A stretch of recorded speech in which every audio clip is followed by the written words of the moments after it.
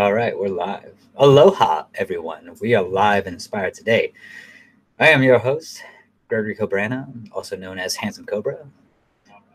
Reason why I'm doing this video, excuse me. I always do that.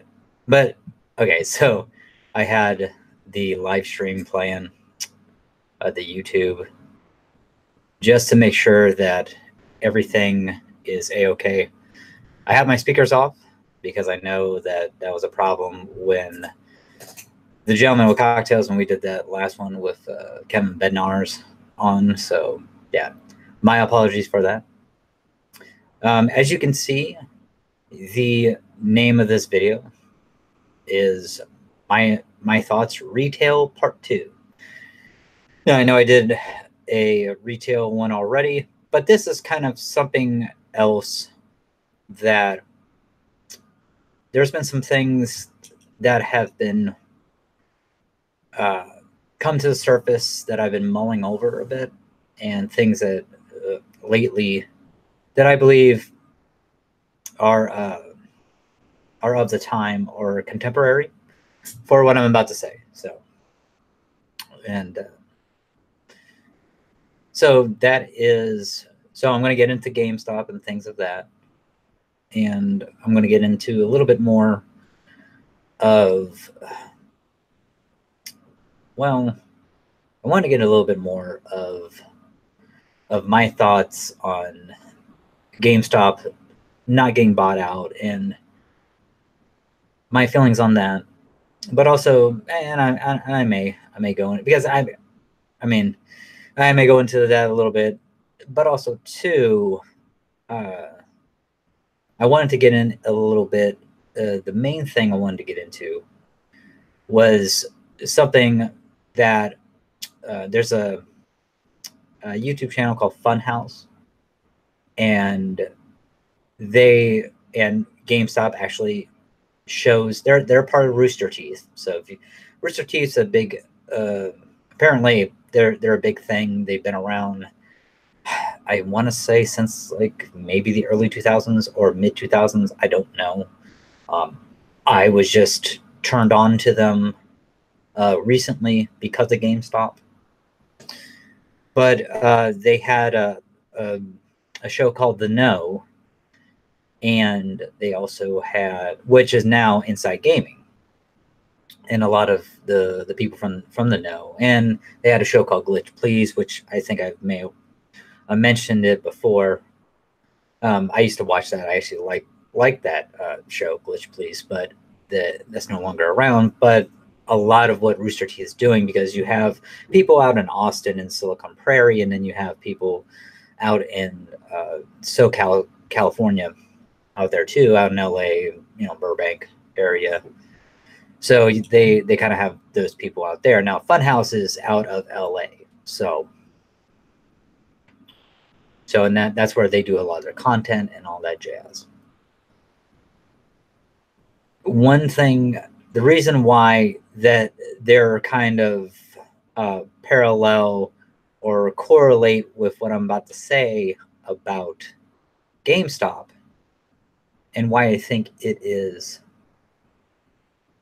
relevant, if you will, is because of the simple fact that I am a person who, I don't really buy things online. I'm sorry about that. Above my station here. I'm not a person who buys things online. I'm more of a person who goes into a store. Okay. You can call me old school. You can call me an old curmudgeon, or whatever you want to. That's fine. But I am a person, and it's just my personality, where I like to get out of the house. I like to do things. I'm a very physical person. I've always have been. I used to wrestle. I used to I still weightlift, but I did it in high school. I wrestled in high school. I did a little lacrosse, a little hockey. What else? Basketball, I was huge into basketball. I was bigger into basketball than I was hockey, you know, and that's the truth. I mean, growing up in Florida in the '90s, basketball was my jam. I played for the Junior Magic at the Boys and Girls Club in Pine Hills, aka Crime Hills, one of the worst neighborhoods in Orlando, Florida, of the time. Still probably pretty bad, West Orlando. But yeah, but I loved basketball. Oh, I loved it so much. The Orlando Magic. I love the Chicago Bulls too. Of the '90s with Jordan and stuff. The real goat, not LeBron James. Michael Jordan is the goat and will always be the goat. I'm sorry. Sorry for you, LeBron James fan. King James is not the goat. But the thing is that so me being this person, right? Who's and I'm a very extroverted person. Like I've actually taken a test, and like I am like the polar on the spectrum of high introvert, or I mean, I'm sorry, high extrovert. Where because one of my brothers asked me if I would take it, and him and his girlfriend, a lady friend. I mean, they're more on my brother. He's not as introverted as his girlfriend is, but he's kind of like on the least introvert that scale. So, but I'm just extremely extroverted. So, I mean, but I don't mind. So, for me, like doing sales, I love it, and I can't remember if I talked about this, but I really do love sales. I do love the human one-on-one interaction. I like doing this too, the podcast stuff. I wish we had more of a following and stuff. I mean, I do, I really do. Hopefully we can get the channel to grow, with every viewer's help, and us doing promotions and stuff, and more things, try and come up with more stuff to do. And it's just, I know it's hard because for us, because it's just one of those things where you already have so many people doing what we're doing already. But as I digress, but it correlates with what I'm getting into. And I'm sorry for ranting and rambling. I don't mean to. I really don't. The thing is, so I'm this extroverted person. I like going out. I like going to the park, taking walks, walking around downtown, going to antique shops, meeting people, saying, "Hey, how's it going? Haley, how you doing? Jeff, what's going on, man? Chris, good to see you, man. Haven't seen you in a while, brother." Things like that. That's who I am. If I recognize a person, I'm not going to be like, oh my God, don't, no. I'm like, hey, Bo, what's up, man? Or Jennifer, good to see you. That's who I am. I am that type of person. Now, I'm not going to take up their whole time and stuff like that. I'm like, hey, because I'll be like, hey, I know you're extremely busy and I got to go too. So I got errands to run, or whatever, I'll cut the conversation short if I see that they're just kind of like very anxious and just like, oh my gosh, I don't have time for this. I can tell the tells. So, but so that comes into why I love working at GameStop, because I love the human interaction. I love helping people get a video game, collectible, action figure, trinket,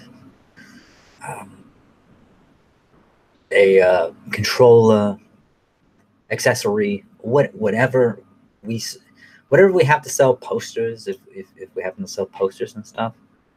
Whatever we have in the store, board games. If there's a certain board game that they want the Monopoly, Deadpool. They were looking for that. They were like, oh wow, GameStop, you got it? Okay, great. It really, I really like helping people in that realm. Right? It makes me feel good. It really does. And I'm getting to help people in a way and have that interaction selling them, because I don't mean to boast about myself, but I'm a really good salesman.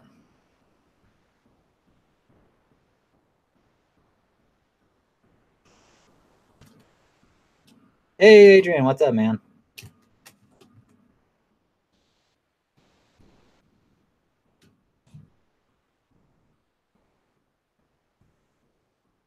Ah,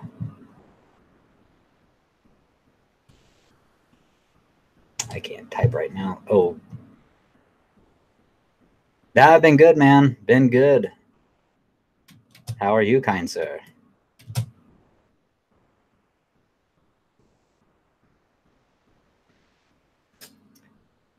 I had to move like everything around, so like my keyboard is like over on one side, but yeah. Yeah, Adrian's in the chat, so good to see you.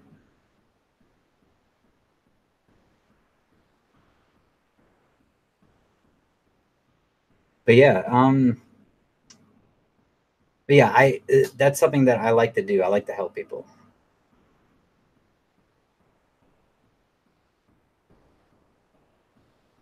Oh, you got snow, man. That stinks. Sorry to hear that.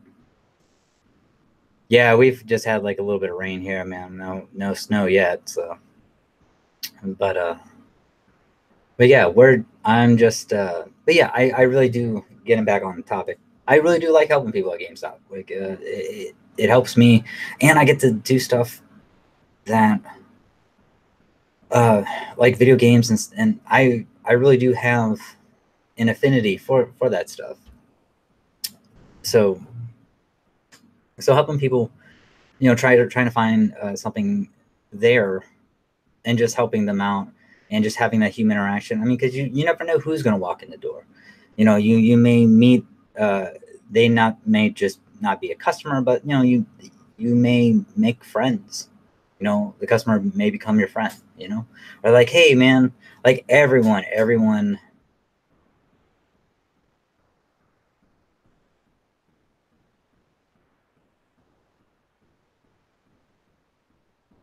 Oh yeah, man. Yeah. Hey man, thanks for stopping by, dude. Yeah, man, dude. I've just been really busy with work, and by the time the Discord, by the time I can get on the Pope Fire Discord, it's just, man, I'm just so exhausted, man. Or like I have errands to run. I have so much other stuff, man. I got to do. Try to get in the gym time when I can as well. So yeah, that's so yeah, it's just my schedule, just professionally and personally, it's just been like really hectic, man. But no, man. But thank you so much, man, for dropping by and saying hi, man. And yeah, man. Yeah, I mean, it means a lot, man. And yeah, man. If you want, if you can't stay for long, man, just if you want to subscribe to the channel and check out some of the content, man. We had uh, my co-host Chris Schwarzenegger and I. We had Kevin Bednars, excuse me, on the latest installment, and he and his business partner Michael McNutt, they actually run the All Star Comic Con in Northern Virginia, and I believe that they did it last year. They're doing it this year. I believe it is June 8th through the 9th, and then they have a VIP one where it is, I believe it's the 7th, is like for VIP only. So yeah, VIP is 7th, and then 8th and 9th is when the actual con is. So that's gonna be Saturday and Sunday, those days. But yeah, man. But thank you so much, man. Oh, really? Oh, yeah. I'm sorry, man. But yeah, man. Yeah, if you just want to check out the back catalog, man, I mean, that'd be totally cool. But yeah, so yeah, the reason, so with the retail, yeah, the last con that I was supposed to do, um, New York Comic Con, man, for the Comicsgate, man. And we were kind of talking back and forth, man. And I guess you know, like things kind of fell through with that, man. But you know, it's cool, man. It's all right. Because Mike S. Miller said that he was gonna be there, you know, which he was, but apparently, I guess, you know, he didn't need. I guess I was talking with him to see if he needed any help and stuff like that, and it just kind of fell through, man. But yeah, so the last one I went to was Conapalooza, and that was, I think that was a week before. Um, oh, what was it? Before New York Comic Con. So yeah, then we had RobCon uh, in July before that one. So, but yeah. I mean, they're trying to get me to go up to All Star Con and do the Gentleman with Cocktails, and maybe I can do a little promoting too of the old Comics Gate Alliance. So yeah, but yeah, man. Yeah, thank you so much, man. I mean, it's good to hear from you. So, but yeah, we're so yeah, so yeah, I'm really big into retail. I mean, I've sold. I mean, you can go back and watch the first my thoughts on retail, but I've been selling since I was in primary school or elementary school, I should say. Primary is like what they say overseas, and I used to sell gift wrapping paper back in when I was in elementary school for like a fundraiser and stuff like that. So, and that's how I. Oh, thanks, man. Thank you for sharing the link, man. I really do appreciate it, man. That's very kind of you, sir. Thank you so much. And so yeah, so it's always been in my blood. My father too. He is an event coordinator. He's an event coordinator. Excuse me. Yeah, words. And he has done event coordinating for the Orlando Magic, the Miami Dolphins, the Miami Heat. He's done stuff for Humana, Blue Cross Blue Shield, WellCare. I mean, he's done multiple things. I mean, the guy is a wizard when it comes to sales, and I guess the apple doesn't fall far from the tree. Yeah, I'm no wizard, you know. I have to bend the knee to the master, you know, my pops. But but yeah. Hopefully, I can do my old man some justice when it comes to selling. And so yeah, so it's one of those things. So my biggest thing, okay, so getting about like I was talking about inside gaming and stuff like that. Well, they did this video, and it is called "GameStop is Dying." Inside Gaming Daily, and on the front of it, like the thumbnail, it actually says, "Don't give money to GameStop." And it's just one of those things where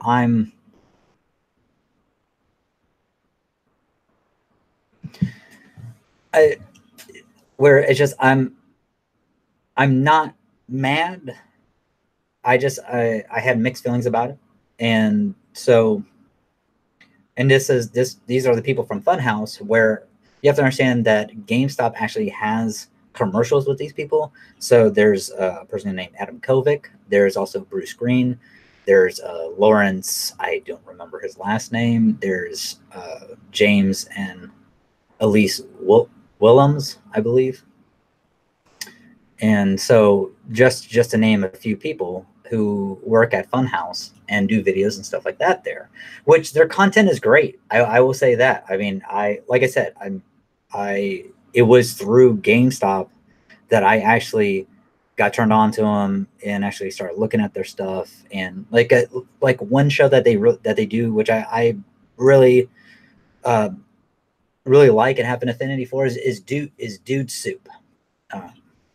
And I like those. I like their drunk Mario. Was it? They have a drunk Super Smash Brothers play. They have a drunk Super Mario Party. It's really cool. I mean, they have really great content. I mean, it's really good. But in this in in this in their video, they kind of poke fun at GameStop. Like one of the guys, Bruce Green, brings up, he's like, GameStops are in malls. Like, who goes there anymore? It's like a lot of people kind of go to malls, or they make fun of the discount cards that we have, like the pro memberships, which I have a pro membership. It comes in really handy.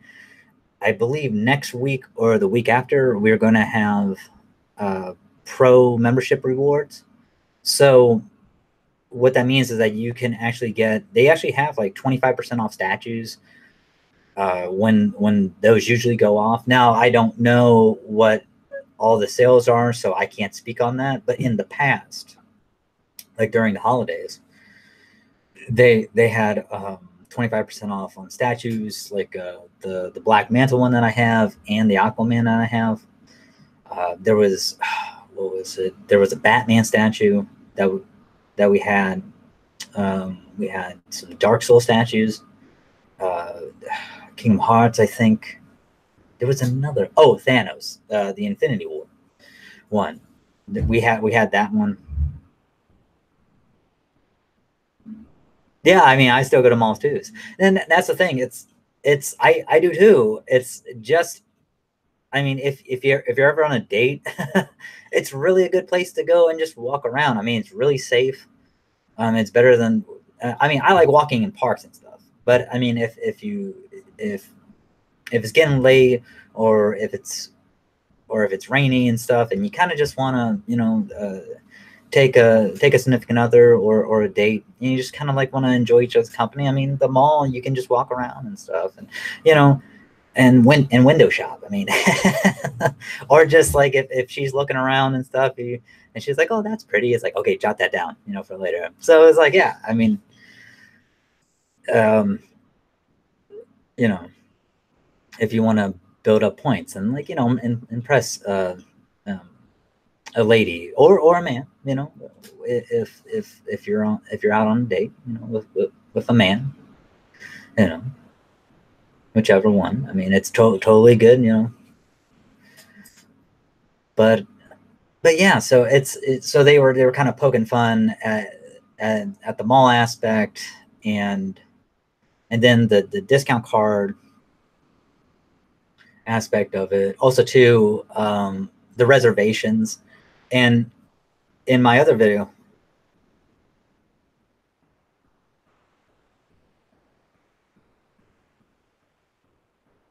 Oh, okay.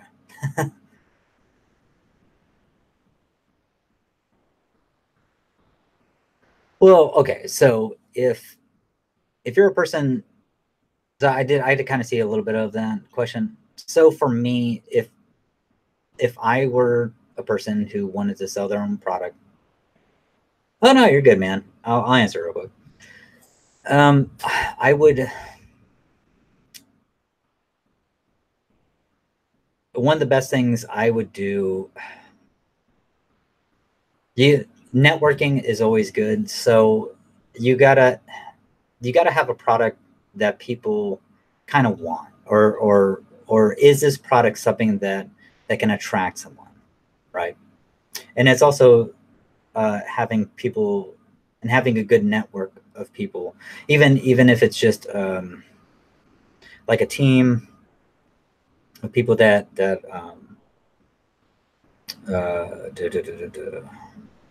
me see. I'm trying to think of a good. Oh, but it's just what I would do. I would say, hey, listen, look, do people want this product? And also, too, it's just one of those things where, are you happy with the product? Do you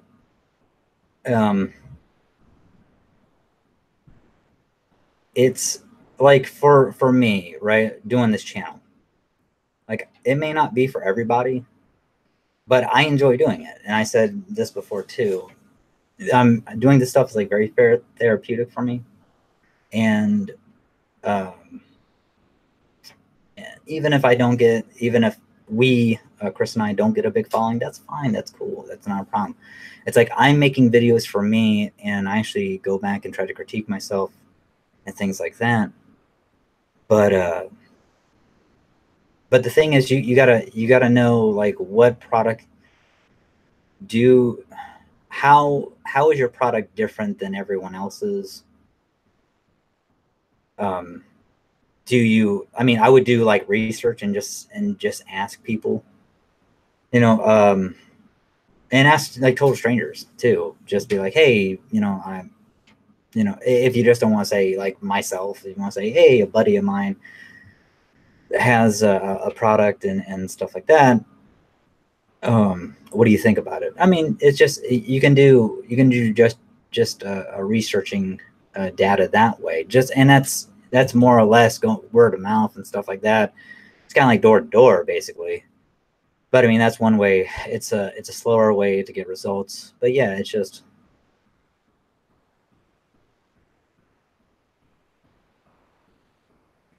okay. Art comics. Um, that's a good question. Okay, so if you're looking for like art and stuff like that, then I would go to so Artist Alley, for instance, right? Different artists have a portfolio, right, of different art. Like if you're an artist, then show them your portfolio. If something catches their eye, if something is to their liking, maybe they can hook you up with somebody. It's like what I said, networking. Know people, meet people. You know what I'm saying? And also too, it's just one of those things where you got to be. I would say you got to be a little fearless. You can't worry about screwing up or looking like an ass in front of people. You just can't let that.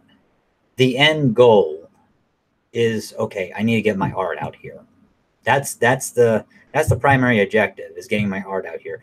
How am I going to do that? You gotta make a plan of action or a plan of attack, and you gotta have like Alpha, Bravo, Charlie, Delta. However many steps you got to do to get to the end goal, which is getting my art out there.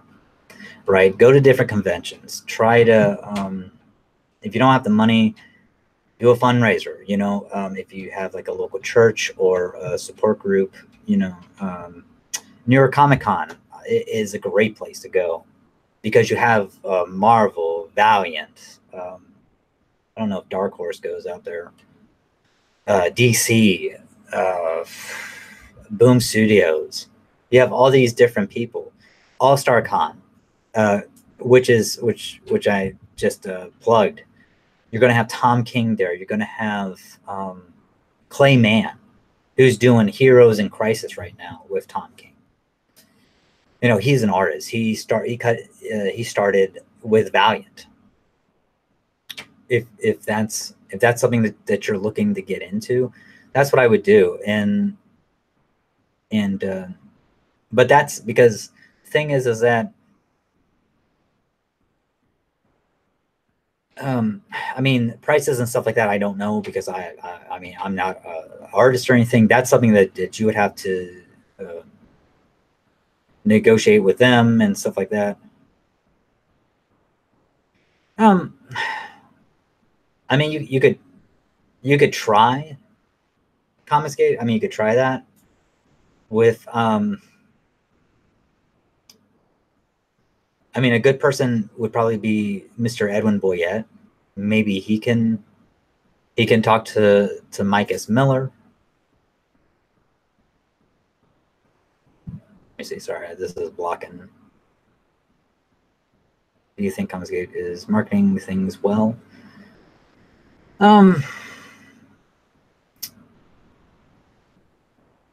Yes and no. If I'm being perfectly honest, I mean, I don't want to make this a Comicsgate thing, but it's just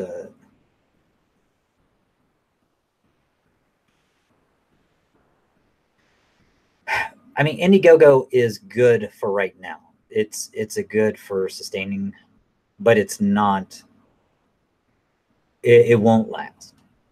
Let me just say that the money, what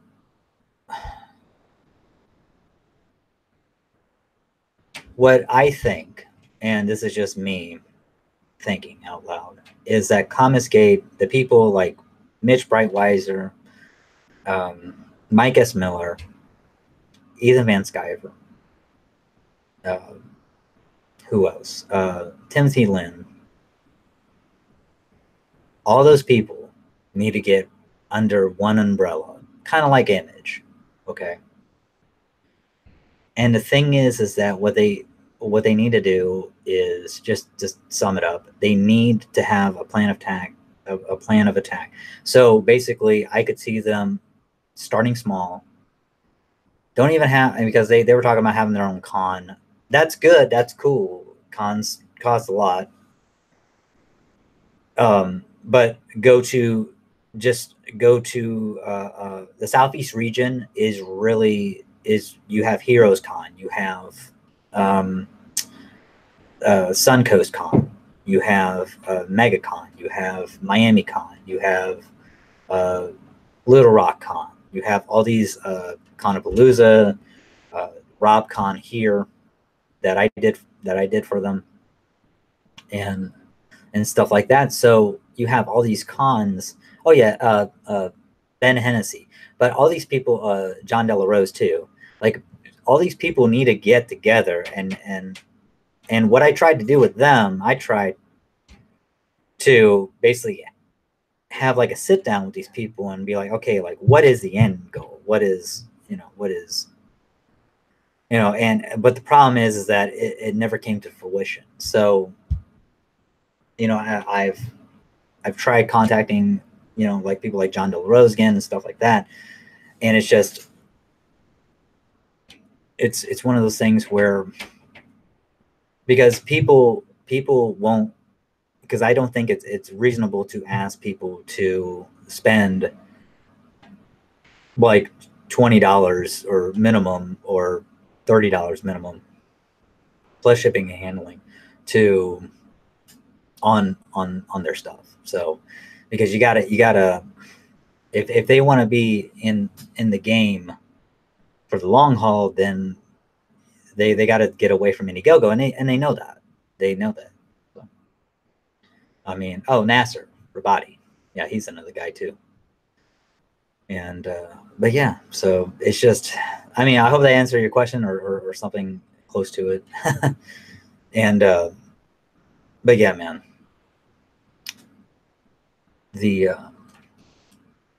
but yeah, so getting back on topic, sorry.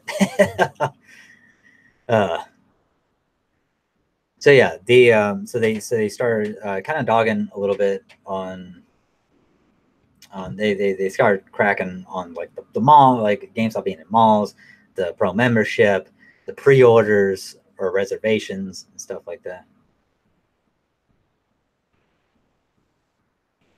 Yeah, man, dude. If you have more questions, just go to my you can DM me.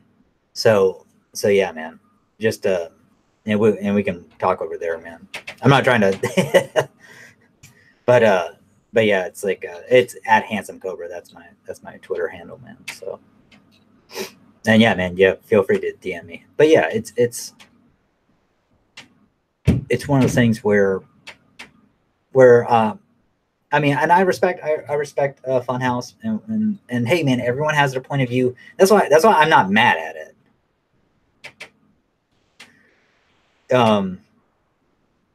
Because I've always viewed this. What is it? Entertainment, media, songs. It's all subjective. You may think that Ludacris is the best singer, songwriter, rapper, entertainer of all time, right? And I may think that James Hetfield of Metallica is, or M. Shadows of Avenged Sevenfold is, or Axl Rose of Guns N' Roses. it doesn't matter. Or Easy or Ice Cube. It doesn't matter because I'm happy that number one, I'm happy that they have people that think that way about them, that I want that enjoy their content, right? They may be fans or they may just be people who like really, it really their content really speaks to them in a emotional, empathetic way, or they just really dig their music, or even like an actor, stuff like that. So that's why I'm not mad. I mean, it saddens me because they're in their video. I mean, they're just kind of like browbeating on GameStop, and they do. And I will say this: they do bring up a thing where okay, so GameStop, if you don't know, GameStop had buyers, Sycamore Partners, and believe it is Apollo Global Management, right? Looking to buy them. Now, what did that mean for me as a person in the retail store? Would things change? Probably not at the lowest level if they got bought out by GameStop. You hear about GameStop's closing doors, like I think like 150 closed last year and stuff like that. It's kind of normal for that.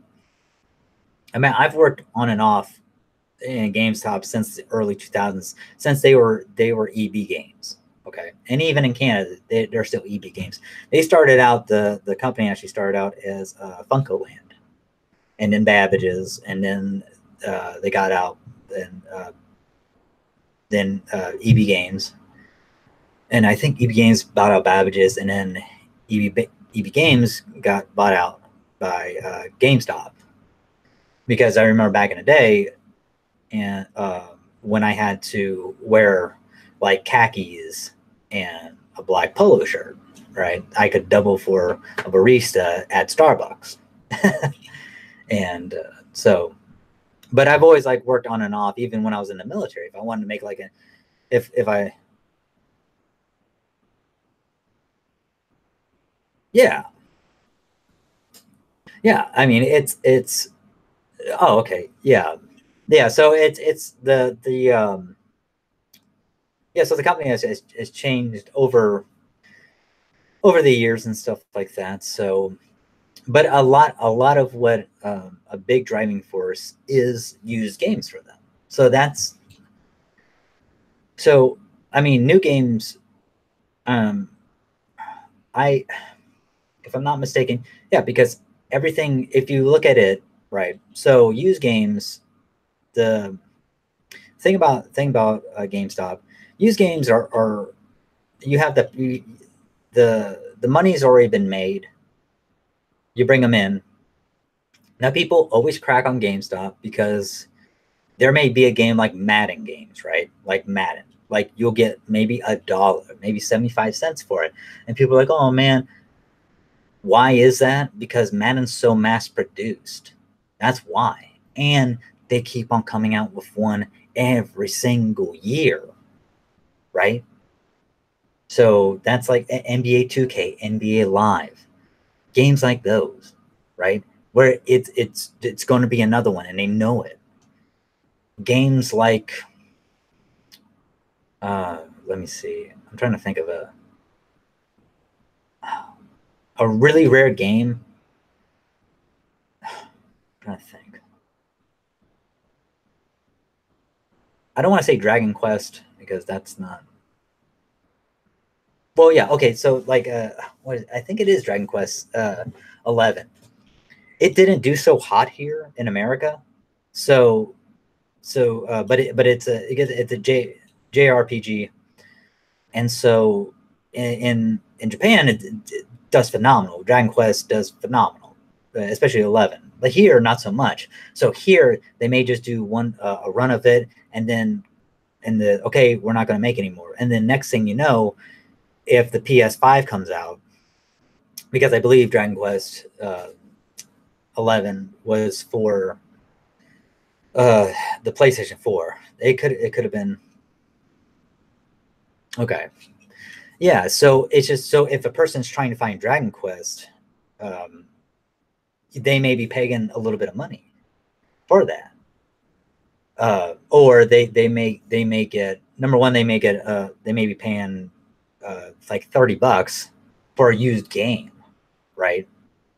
Where and they may get a trade-in value of maybe half that or $16. But the thing is that okay, why do they get so less on it? It's one of those things where well, you have overhead, you have to pay your employees, you have to so it may look like that you're getting screwed on that. But really, if you factor in everything else that like your trade-in is actually keeping the lights on, keeping me employed basically and my other coworkers and things like that and also too with the way that the games are now.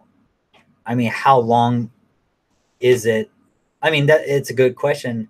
And even the Funhouse has brought this up time and time again, like people like Adam Kovic and Bruce Green and James and Elise. How long does retail stores have? That's an excellent question. Maybe 5 to 10 years, maybe 3 to 5 years, who knows, right? Especially like game stores. Is like the next gen console, is that going to be the last console for physical games? No one knows. You know, everyone keeps on saying, oh, I heard rumors about the next gen console is going to be just straight streaming. Well, I'm sorry to say this, it probably won't because not everyone has internet service. Okay, my co-host Chris Schwartzlander is up in the mountains. He has a DSL. He barely has internet, even when it's on a clear day. Right? He cannot have a cable stream. His he had to cancel Netflix because he can't really run Netflix on there or Hulu. I mean, certain areas you just cannot run streaming. So it's you're going to have a constant internet, and it doesn't make sense. That's why you see retro games coming back in. Yeah, exactly. And so that's why you see like the retro games and stuff. Even though yeah, they're an emulator, unless you get the Sega Genesis one, which actually you can play the old cartridges in, because actually Chris has one of those, and I've actually seen him play it. But the Sega Genesis is the only one that has that feature on it. If you buy the new PlayStation, the PS1, it's like a mini. It's like that small. Um, and the disc drive doesn't work. Um, you have to buy. It doesn't have a plug-in, so you have to buy an actual a plug-in because it has the HDMI cord and stuff like that to USB. But you actually have to buy a plug-in to plug into the wall because you separately, which that's like another $10. And those things have not sold great. The PS1, the little mini ones. The only thing that's nice is that it has HD graphics on it. But the thing is that you're talking about games that are like from the 90s. I mean, like mid 90s. I mean, there's only so much that the HDMI is going to do for like the graphics. So I recommend this to people. If you can find one PS1, an older one, at like a flea market or a yard sale, for like $20, give the person $20 for it. Don't buy the mini. I mean, they're just doing it for nostalgia. That's it. That's all. They're just uh, Sony's just trying to play on nostalgia. Just like I mean, some of those games you can't. Yeah, HD graphics wouldn't really matter much at all. Not really. I mean, it may sharpen the image a bit because have seen certain games like I've played Shadowrun Super NES on an emulator. Now the graphics did kind of tighten it up a bit, but still, I mean, you could tell it was like 16-bit graphics, so or 32. I can't remember what the Super NES was, but yeah, it's because I know Sega Genesis was 16-bit. But yeah, so So when it comes to that, I do understand. I mean, I've said this before on the retail, on the first one, where like I have the pro membership. I have it because I get Game Informer, and I actually have the physical Game Informer. I mean, you can get it digitally, you can get through us, and it's only $15, and it's annually.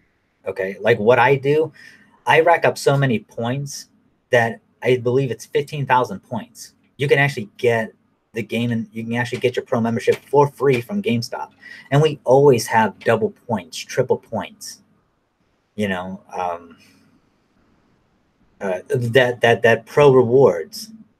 Um, the usually you get double points on on certain items or all items in the store. Like if you buy, and I think it's like 10 points, or no, I'm sorry, it's 100 points per $10, if I'm not mistaken. I could be wrong about that.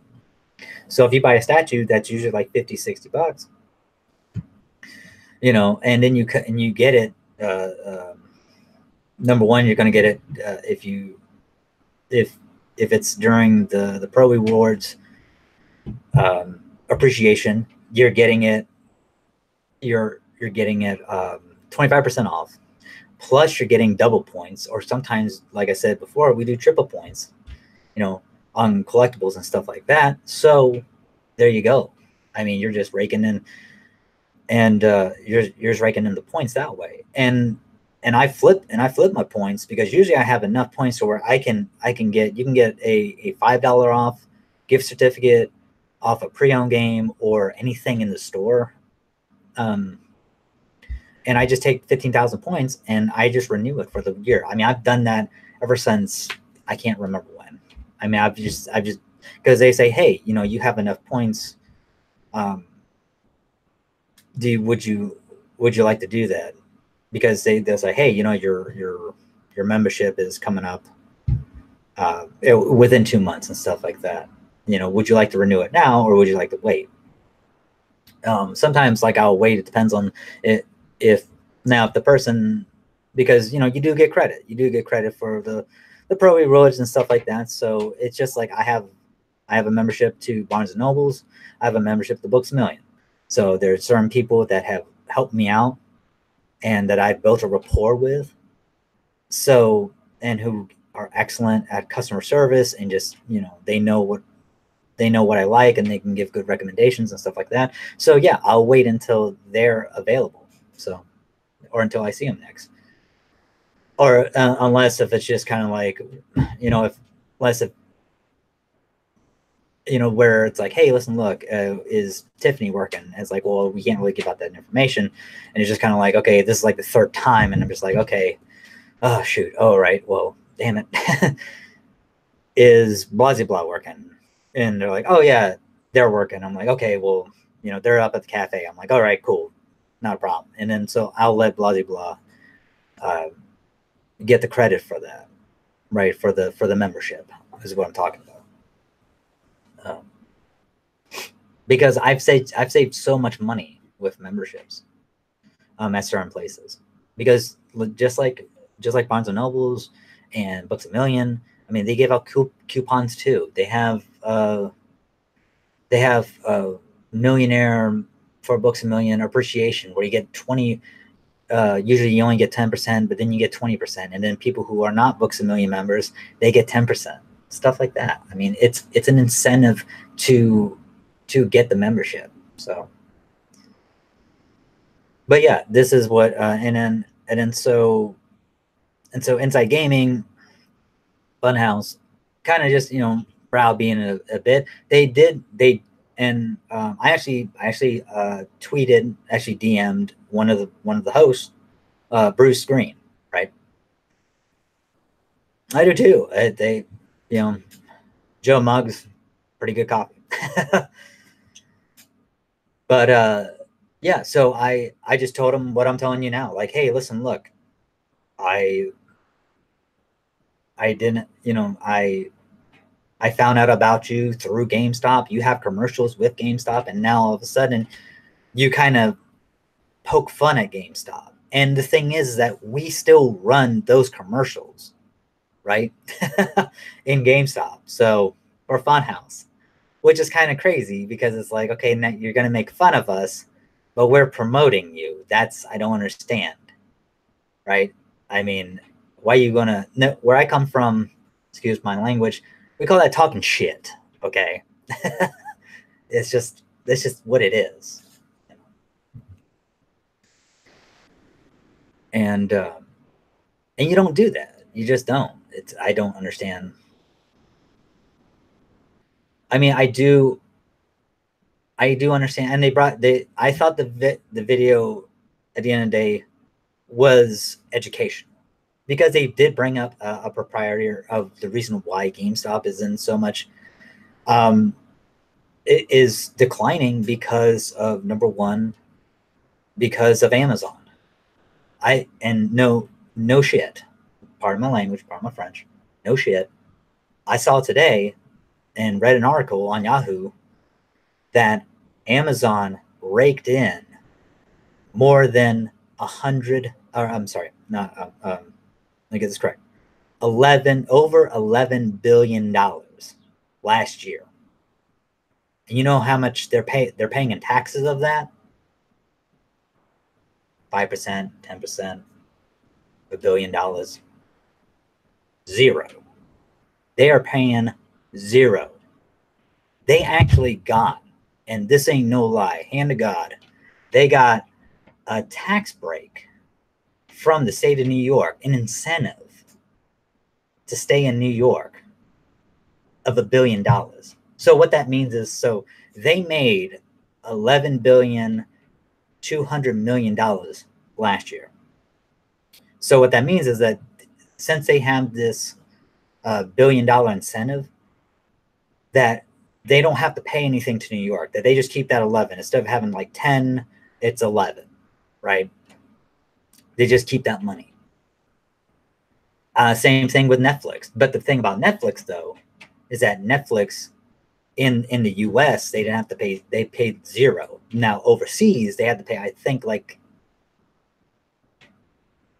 yeah, exactly. They are gaming the system. And that's what's messed up, is that it's legal. All this is, it is sick. Yeah, it is. And everything's legal.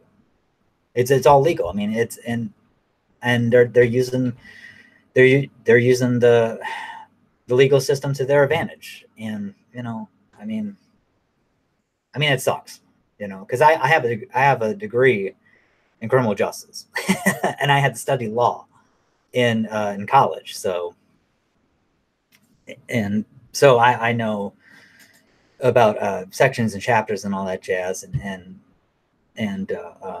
so yeah, I mean, everything they're doing is legal. I totally get it, and they're just, yeah, gaming the system. You're correct. And yeah, it sucks.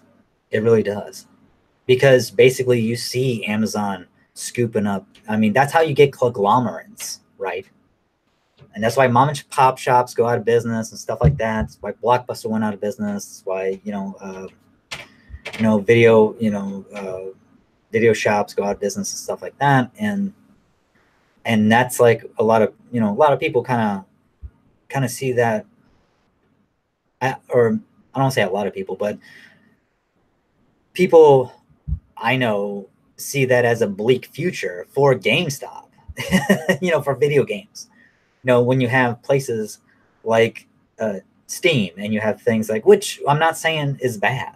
Okay, some games like some games that you can't get off. I got The Witcher off of Steam. I got it for $1.50 because I can't find that anywhere, right? So, or you have like Epic Games now with their launcher, and then you have Fallout 76 with their own launcher, right? Bethesda has their own launcher and stuff like that. Yeah, bleak for retail in general. Exactly. I mean, not just video games, but yeah, just because that's why you see like malls. I remember being on, and I know I'm kind of veering away. I'll get back on topic. I'm sorry. I remember being on leave, right, from going overseas, doing a deployment, and usually I would have like 30 days of leave, right, or like if it was, or sometimes we were allowed to do 2 weeks and another 2 weeks, but you had to kind of put in for it. But anyways, I would be on leave. And I would go through the mall. I would just walk around the mall, and like one place, my brother, Chris, he lives out in Texas now, Amarillo, but he used to live in Oviedo, the Oviedo Mall. It used to be called the Oviedo Marketplace, but now it's the Oviedo Mall. Man, you don't know how many shops that I saw that were closed. It was like every other store was closed. And this was during the recession, man, like 2008, 2009, right? 2010 even. So it's just, I mean, GameStop was still there, but you see all these shops, man, just like space for lease and stuff like that. And it looked like a graveyard, man. It just looked so run down. I mean, it's like the food court, you have food there, and stuff like that. But man, it's like no one was there at the malls. I mean, now people are starting to go back into the malls and stuff like that, right? And since Obama, since his run and stuff, the economy got better and stuff like that. But yeah, for a while, man, I mean, it was just like,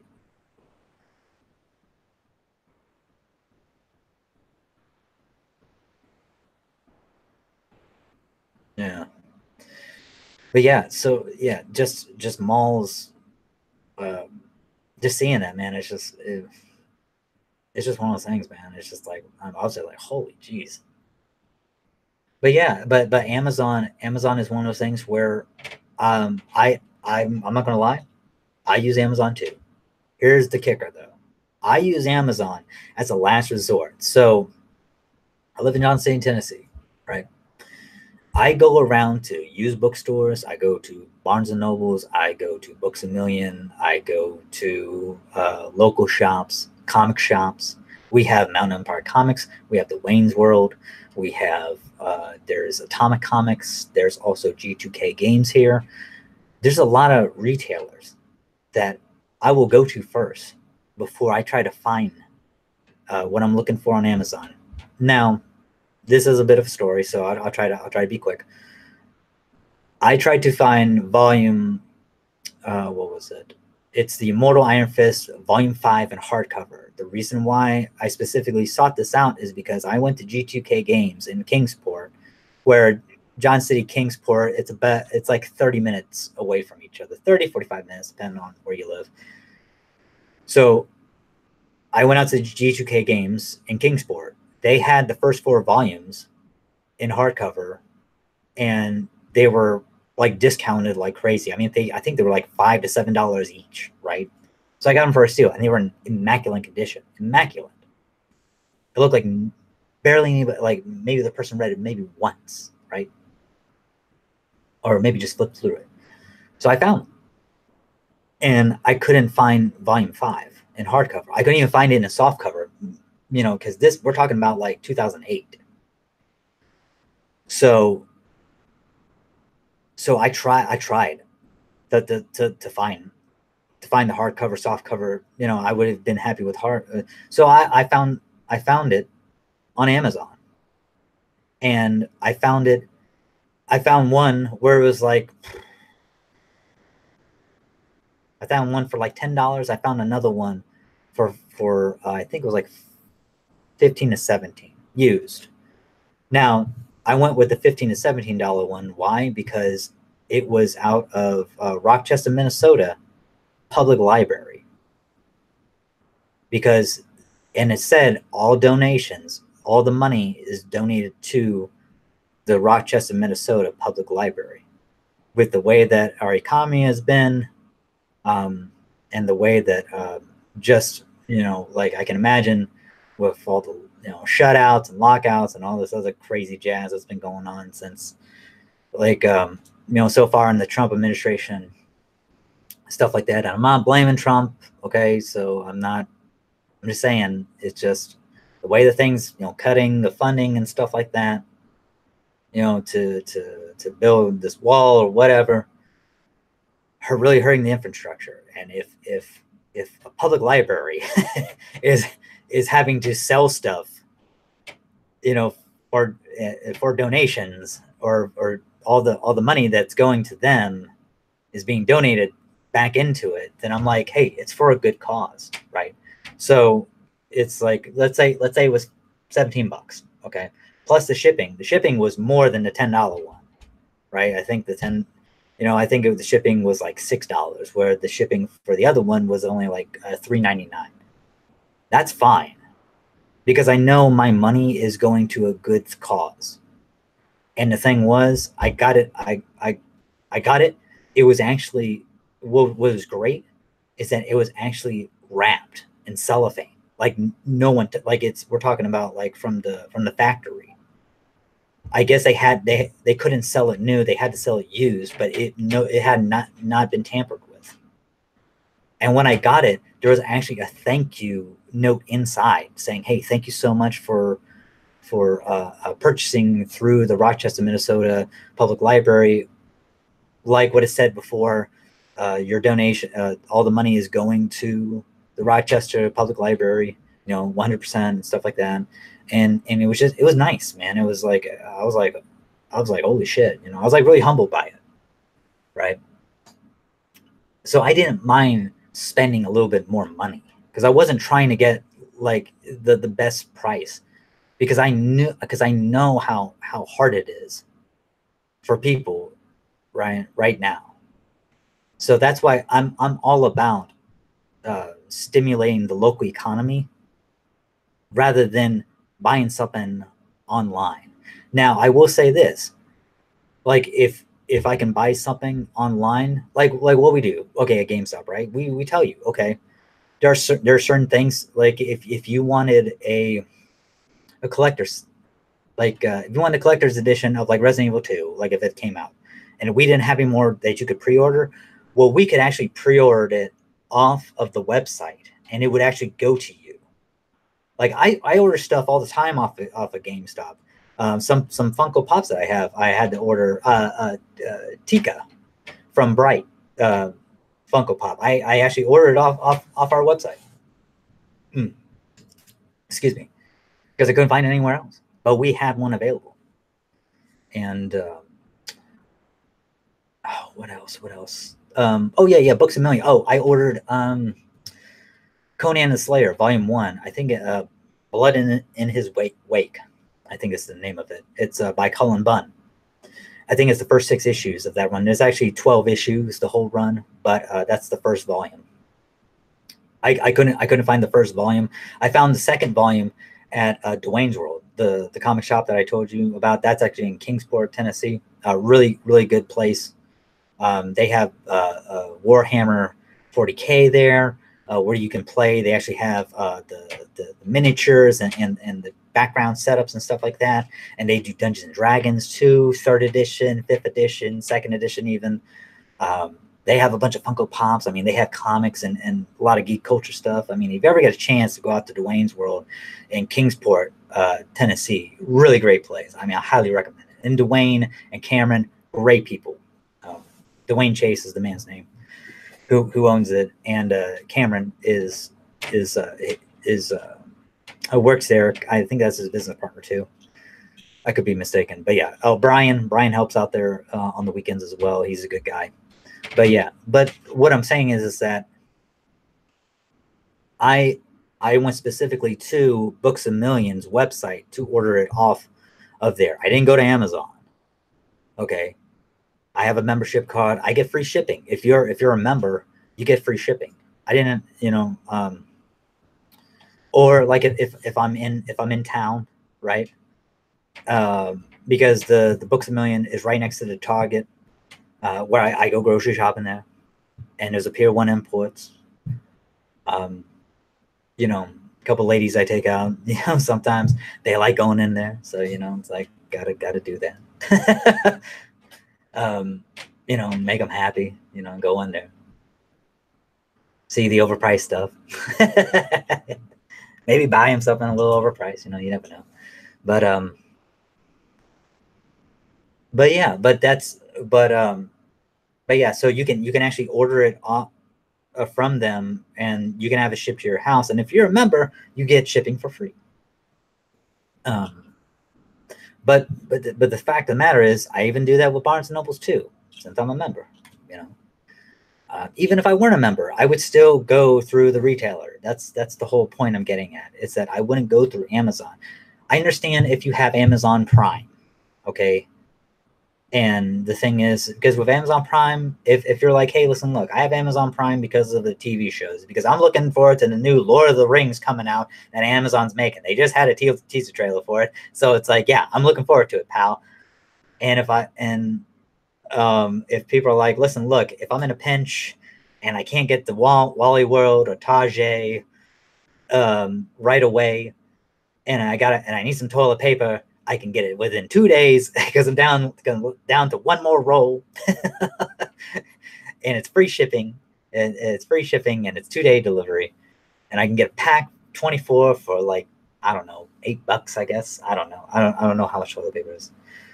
Instead of going to the retailer, then okay. I mean, yeah, that's what I mean. It's a teaser of it. They have like a map. They show a map of Middle Earth. It was on. I want to say it dropped on Twitter because I saw it. I didn't actually see an actual trailer like where because Ian McKellen is supposed to be Gandalf the Grey in it. So because it's supposed to be set in a time when Aragorn is kind of like in his early 20s, I think, or 30s. So, but yeah, I mean, hey man, that's totally cool, and that's something too. I mean, I understand. Hey man, diapers and stuff like that. That stuff is not cheap. So hey, and that's what I'm saying. It's like it's. I've said this before, where it's like, hey man, everybody is a hypocrite about something, right? It's just, what are you willing to be a hypocrite about? Okay, it's like me, uh, like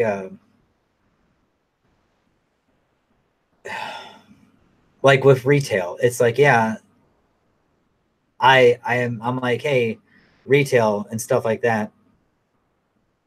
Um, buy retail, but here I am buying stuff offline. That's me being, that's hypocrisy at its best, right? It's like, I'm telling you, yeah, keep retail stores alive while I'm buying stuff off the interwebs. I mean, it's like, yeah, it's just, but there are certain things that but at least I have a belief system and I have a code that I'm willing to, and I don't blame people for um, for doing certain things like necessities and stuff like that, like diapers and baby wipes and stuff. That stuff is a racket, man. That they overprice those for reasons. So if you can get them, if you can get stuff like that cheaper, by all means.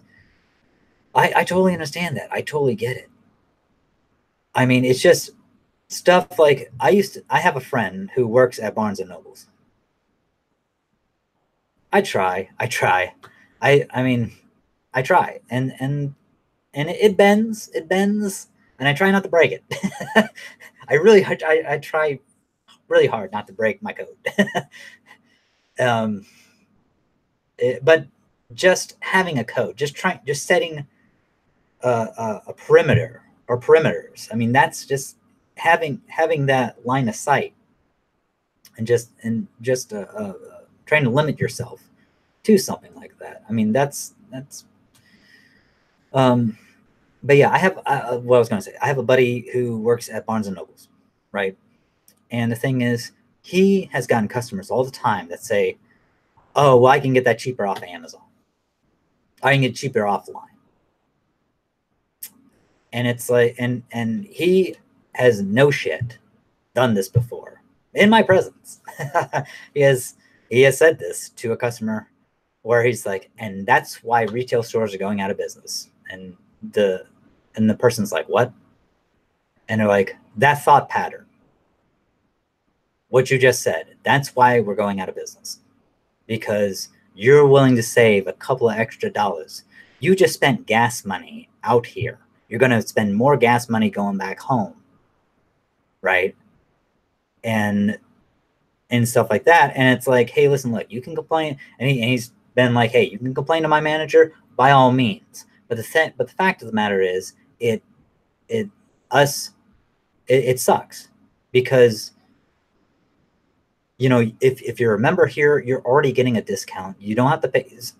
Tax in Tennessee is one of the highest. It's like 9.5. At the mall, I believe it's 10.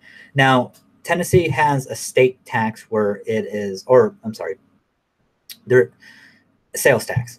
Sorry, as I were. Sales tax. Sales tax is at least 9%. Now, in certain areas, like cities and counties, they can up it to like 9.5, 9.2, 10.5, whatever the fuck they want to, right? I think the mall, if I'm not mistaken, the mall is 10% tax. So just they don't do like because basically 9.5 would be like every even penny, right? Would be, so you have like 1.3. It would be taxed. So, I mean, I'm sorry, not every odd. What am I doing? On 1.3, yeah, even is 0.2. Yeah, sorry, as I were. Yeah, every odd penny is taxed. So that's how they get. But instead of just saying 10%, but at the mall they just kind of simplify and say, yeah, okay, 10%. So that's why if you live that's why they say, hey, listen, look, buy things in Virginia, because the sale tax is so cheap. I think it's like 4.5 or 5%, but they have a state income tax. And that's why you live in Tennessee, where there is no state income tax. So it's like Florida too. Florida, there's no state income tax there. I think Washington State's another one where there's no state income tax. There's a few. There's a few places around. I think there's like 5 or 6 states where there's no state income tax.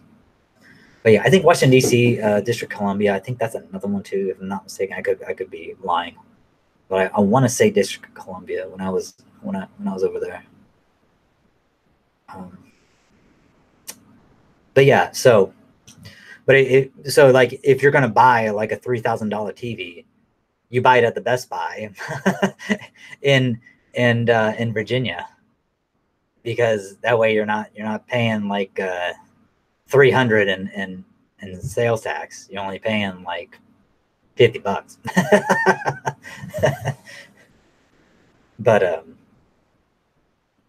But yeah, so and that's one of those things where and okay, so getting back to what they were talking about, the inside gaming. They're talking about Amazon, and yeah, Amazon is one of those things that it's crippling the market. The problem is too is that, man, their technology. I've always said this, and I've had debates in my undergrad classes when I was in college about technology, where technology is so great. Like right now, I'm willing to talk to the chat, just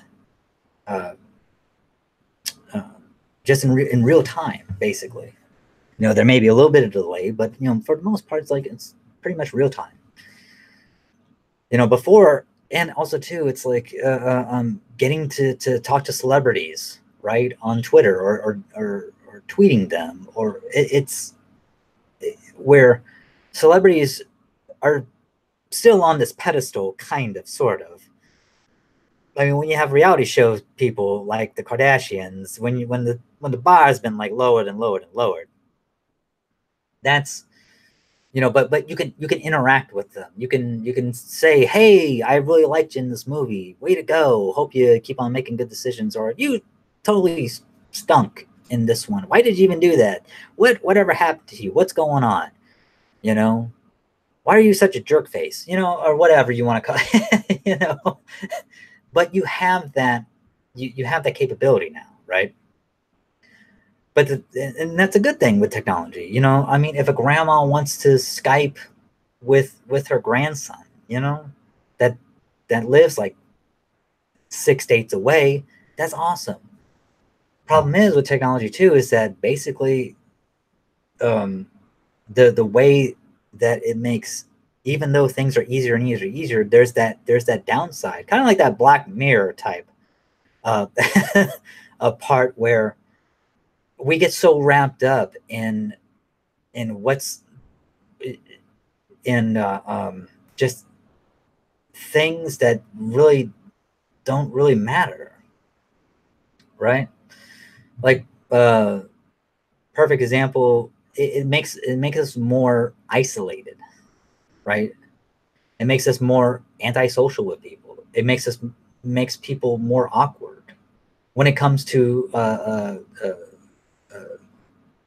socio from a sociological perspective. You know, just human interaction, just one on one. You don't. It's you have those social problems where you may not know how to act or how to talk. You may not want to look at the person in the eye unless if it's like they're the Japanese, right? You know, because Japanese culture, you don't do that. You know, some is, you know, Asian cultures, they see it as more of a sign of disrespect. You know, when you look at a person. So it depends on culture, but if we're Americans, you know, American, you know, if you're, you know, you look at a person in the eye because you can understand their intent, you can understand, you know, where they're coming from, right? Also, too, it's a show of confidence, right? Also, too, if you look at a person in the eye, usually that means that a lot of times they're telling the truth.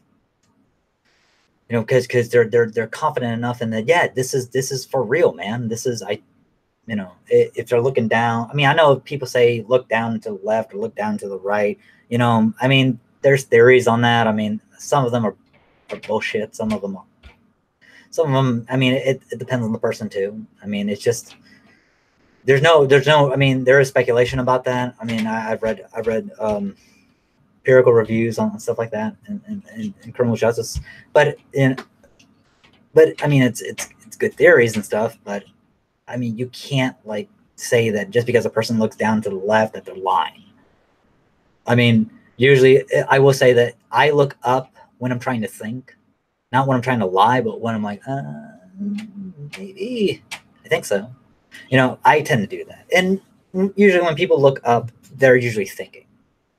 You know, that is kind of like one where it kind of pans out a little bit, but getting off topic, I know. But it's just one of those things where technology is a great thing. It's a beautiful thing, but we have to know how to regulate ourselves with it. That's like when I was a kid, man, we used to play stickball, bro. I mean, we play football. We play two-hand touch on concrete and tackle in the grass, you know, in the neighborhood. I mean, and stuff like that. I mean, I come up with skinned up knees, bruises all the time. I mean, I look like I got, you know, knocked the crap out of half the time. I was a little kid, you know, and that's how you made friends, and that's you know, and stuff like that. Nowadays, I'm not saying that you can't make friends on the interwebs, which you can, but because I've had friends who would get together at World of Warcraft. They would all like people from Canada and stuff like that. They have like their guild party, the raid party, and a lot of them would get together annually at a certain place where all of them could get together. You know, there would be like one person from the UK, you know, whether it was like New York or Pennsylvania or wherever, you know, they would set a place and they would get together and be like, oh, you're such and such. You're hey, it's so good to see you. Now this is before like Twitch and all that jazz, so it's a little bit different now.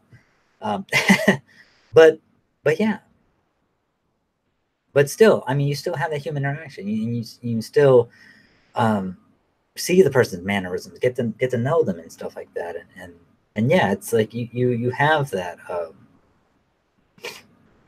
personable that that sense of being personable with those people. So it's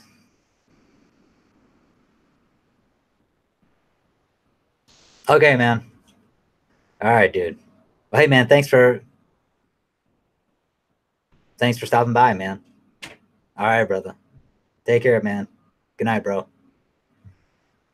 But yeah, it's one of those things where that's why. But you just have to, with technology, you just have to regulate yourself. That's it. All right, bro. You too, man. Take care, bro.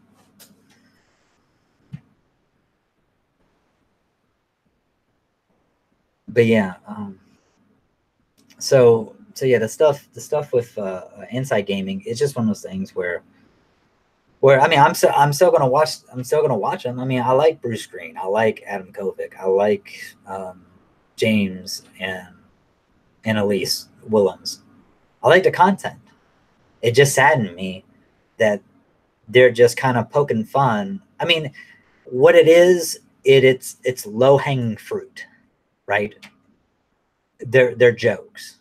It's just low hanging fruit, and I implore people, look look look at the video for yourself. It's only 10 minutes, I think, or 9 or something like that. I mean, and judge it for yourself. I mean, and jokes are subjective, right? I mean, not all jokes land, not all jokes are funny, but they're meant to be funny.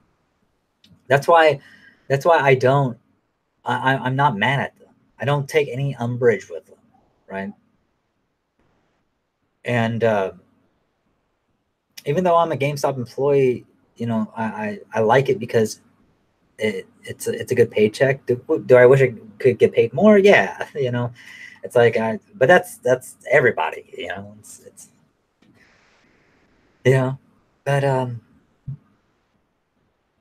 because I have bills and rent, and there's things that I would love to have and stuff like that. But that some things I can't afford, so I have to squirrel the money away, and just save. So, but yeah, and so yeah, it was just I I thought it was just in poor taste, and like I said, I mean, I contacted Bruce Green on Twitter. I DM'd him, and I was like, hey, uh, I told him I work at GameStop, and in just in a very civil fashion, I was just like, hey, listen, like, I found out about you, like I said before, through GameStop, and I think it's kind of, and I have mixed feelings about this because we have your commercials nationally here, and now you're talking crap about us, or now you're talking negative about us. I didn't say crap or shit or anything like that. And I was like, hey, listen, look, I didn't think that the jokes landed. I mean, but that's my feelings on it. So I know I'm one person, and I told him, hey, listen, look, if you want to have a discussion about this, if later on, like if you want to have like a civil discussion about this and continue the conversation, by all means, you know, we can do that. I haven't had a response back. I mean, it's been like a day, so, and I understand, he's a busy dude, so it's one of those things where, and I may never get a response. If I never get a response, I'll be a little saddened by that, because I'm just kind of like, I'm just trying to bring it to his attention. I know I'm just one voice, and I'm not trying to be like the loudest voice is the vocal minority here. No, it's just, but I would like to open that up to dialogue and open that up and be like, listen, look, man, because I asked him, because I said, I don't know if this is if this is some misguided anger, spite, some, uh, you you don't like GameStop, you don't like retailers in general. I don't know, but you're taking jobs away from people. I mean, that's like a presidential candidate. I believe he's running a Democrat. And this is the other thing I want to get into too. And if you watch this, thank you, thank God, because these are things I wanted to get into. Thank you for continuing on this voyage with me. But the Joe Rogan Experience. I love listening to Joe Rogan. His podcast. I love watching his podcast. I love watching his interactions with his guests because he has such an eclectic uh, uh, variety of guests on there.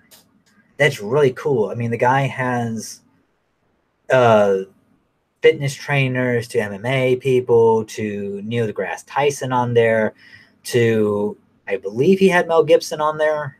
I could be wrong. And he had Ted Nugent on there. He had, who else has he had on there? I mean, he's had a lot of celebrities on there. But he had this it's episode as Joe Rogan Experience number 1245, and he had presidential candidate Andrew Yang. The man's Asian American. He has he's actually an entrepreneur. He has had ties with Silicon Valley. He's had ties with the Obama administration. He's done nonprofit organizations, and he's been successful with nonprofit organizations in 18 different cities. And so this guy knows his stuff, and just hearing him talk. I mean, I'm not Democrat, I'm not Republican. I vote for the person that I think is the best candidate. I've said this before. The two people I wanted to run for office was Rand Paul and Bernie Sanders. Today, I would have said Rand Paul. I would have voted for Rand Paul. Yesterday, maybe Rand Paul too. Tomorrow, Bernie Sanders. Maybe. Who knows? Who knows? I liked what both of them had. I liked what both of them were saying. I thought they were better candidates than the candidates that we got. I think Andrew Yang has a really good chance of winning it. I don't know why. I just, call me crazy, I just feel it in my bones, man. And I know politicians, they sling bullshit. I'm not gonna lie. Okay, I know they make a lot of promises, make you make you a lot of promises, whisper in your ear what you want to hear and stuff like that, and then maybe do the exact opposite, or maybe never go back, or maybe go back on what they promised. Maybe what they promised never comes up, right? But at least I can believe in this person, because he was talking about universal base income, right? Because he was talking about the most common job in 29 states are truck drivers. 29 states. And then there's this whole thing about this whole meme or this whole thing about learn to code, right? Trying to get minors to learn how to code.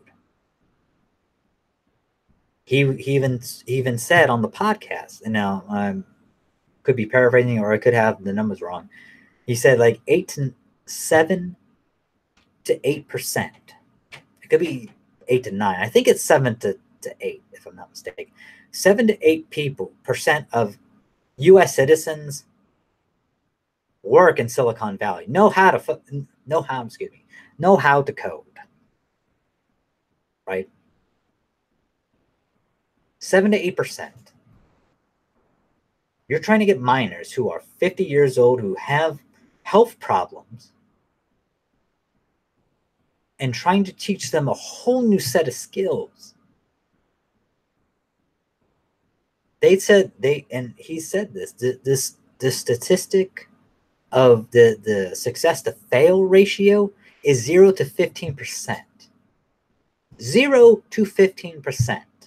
Now, some of them will adapt, some of them will learn, but not all. Hell, not even the majority. Learn to code my foot.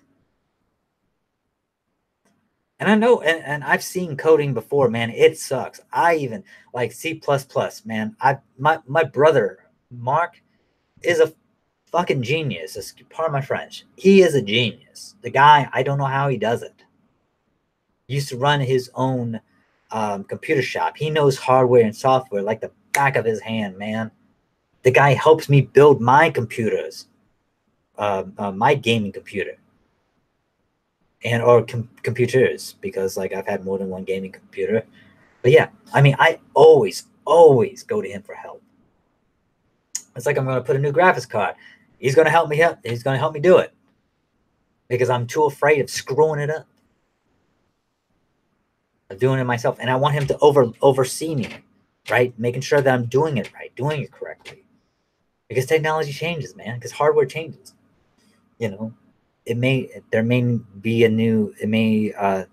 a lock on it, you know, in the slot that if I just ram it in, try, just force it in like I'm friggin' Conan, I could break off a piece, man. Because violence and technology just don't go hand in hand, you know.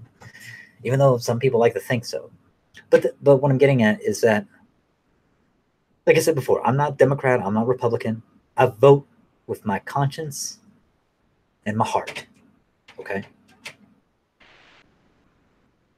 And the guy was selling me, man. The guy was selling me. He was selling me hard too. He was on there, I believe, for like an hour and 30 minutes, an hour and 50, maybe. I can't remember. But man, everything he was talking about. I mean, automated systems. He said that there was like, I think 2.5 or 3.5 million people who work at call centers, usually getting paid $14 an hour.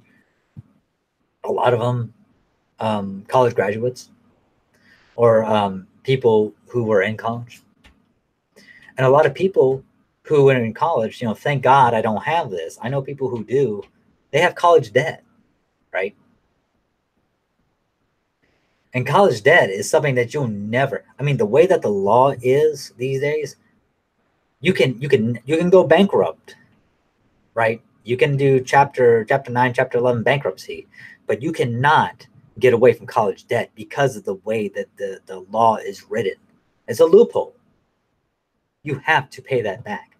And the thing about college debt is that this guy, he made a whole bunch of sense. That has already been paid off. A lot of the institutions don't even realize it. That you're still having to pay this college debt. The thing was that he was like, listen, look, he wanted to make it to where it's like, hey,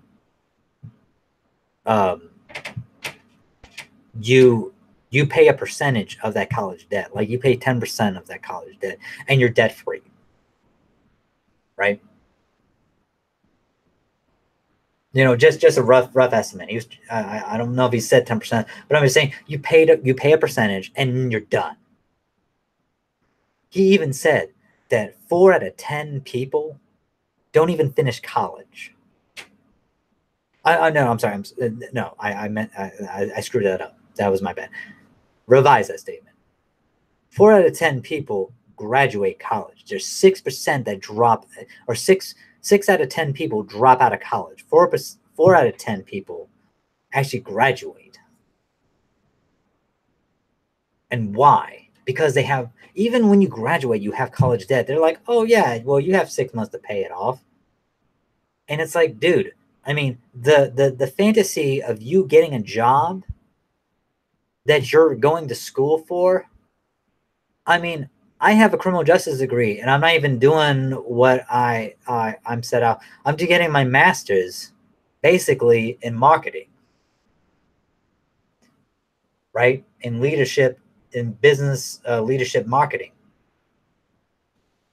because I have enough credits to where I can actually fucking do that, because I have a plethora of credits that shit. I mean, I have like 100 and some I have like 100 an ungodly amount. It's just it goes back to my military days of having correspondence courses, and those transfer over to college credits. So that actually really helped me out. But but the thing is about college, right? College is a racket. It's the new it's the new it's the new institution. It's a new corporation. When you get right down to it, it's the new way to make money. And the thing is that what he was talking about is like the universities, they don't hire more faculty. They hire more of administrative people. And the reason why, what he was talking about is that, listen, look, and I've seen this. One of my graduate classes, no shit, is over $1,700 just for one class. 3 credit hours is over $1,700, and I can't get I can't get a scholarship. Now there is a thing called the Tennessee Promise. I got to look into it. That you can actually get 2 years for free, 2 years paid for college for free if you're a resident of Tennessee. I haven't. I mean, I've lived here for going on 6 years now. April will be 6 years. 5 years, 5 or 6, I can't remember. No, 6. Because I moved here in 2013. So I got out of the military. 2013. Yep. So April. Yeah. So 6 years. Sorry. 6 years. And you only have to be a resident, I believe, 1 or 2 years. So, I mean, I definitely make that. But I still need to look into it and stuff like that, so that I could actually get my master's paid off. I mean, I already have, I mean, my program is basically 2 years. I think it's like 2.5. I can't remember. But I have, but I've already paid off credit. You know, I paid classes myself. So, you know, boy. But the thing is that, but yeah, he's talking, but that's the thing, is that people have this crippling debt. The people who are the poorest people in America are college students. Because poor people who are homeless, they're poor. College students, on the other hand, they're poor, but they have debt. Something that homeless people don't have, usually. And if they do, no one's coming after them because they're homeless. What are they going to take? They got nothing. Except for the clothes on the back, man. You know? So, yeah, I mean, it's just, but this guy, presidential candidate Andrew Yang, was just making a lot of sense. And then it comes to this right here, right? So he was talking about that robotics, man. AI is going to take over. I know that people may think I'm fucking cuckoo nuts. Excuse me. Sorry for saying the F word. I'm trying not to say the F word so much anymore. I know. This one, I'm just trying to be really serious about. But the thing about it is, man, is that you hear more and more places that's like your phone service. They ask you, how can I help you today? And stuff like that. You know, you don't get a physical person on there, right? Because everything, and he was talking about by 2030, regular things like truck driving, commercial vehicles and stuff like that, getting shipments, are gonna be no longer, are gonna be like the new wave of the future, where everything's gonna be automated. Like right now in Silicon Valley, this man said, and I believe him, that in Silicon Valley, they are 98%, 98% ready to have an automotive driver drive trucks from one interstate to the other, right? The problem is they still got that like 2% where it's just like, you know, accidents and stuff like that. But basically, what he was talking about, that they're trying to use like telecom services to make up that extra 2%, right? And the thing is that as a safety measure, they would have like they would actually have a person telecom an actual truck driver and like how they do with kind of like drone, similar to drone, how drone strikes happen, or drone piloting happens, you know, where you have like a television set, you have like a monitor, and then basically, you know, he lines everything up, sets everything up, and then basically the AI says, hey, I'll take it from here, got it. And he said that we're so close to that, man, happening. And he even said too, it's like from now to 2030, you're going to see little changes, little changes, little changes, little changes. You're going to see basically jobs go away little by little by little by little. Everything's going to shrink. And that's why he wants to make a universal base healthcare, universal base income. I keep on saying healthcare, or I want to say healthcare, but it's universal. It's UBI, universal base income. So what that means is that the only state out of the 50 states in America, the only state that does it is Alaska. You get paid, I believe, like $1,000 to $2,000 in Alaska a month annually, and that's because of the pipeline. But he wants to do that for all the states, $1,000 to $2,000. Basically, if you're a millionaire, you get $1,000 a month. You can do with it what you will. You can give it to the poor, give it to charity, give it to whatever. You know, it's not a supplement, right? It's not a supplement for raising a family, or it just takes the edge off from what he was saying, right? It takes that edge off. It takes that edge of, my God, I got to pick up a shift. I got to do this. I got to do that. I got to try to find, I don't think I'm going to be able to get the kids a good Christmas. I don't think I'm going to be able to pay rent, without picking up some extra shifts and stuff like that. But he's like, it takes that edge off to where you can actually have family night. You can actually go out with the family, see a movie and stuff like that. If you want, spend it on whatever you want.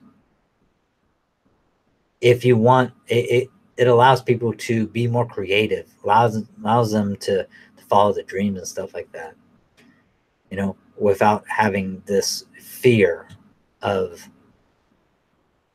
I can't do this because how am I going to support myself, right? You're able to take more risks, take more chances, become more of an entrepreneur, stuff like that. So, I mean, if you get a chance, take a look at the Joe Rogan Experience number 1245 with Andrew Yang in it. It's really, really good and really insightful. I mean, made a believer out of me, and I'm just scratching the surface of it. But yeah.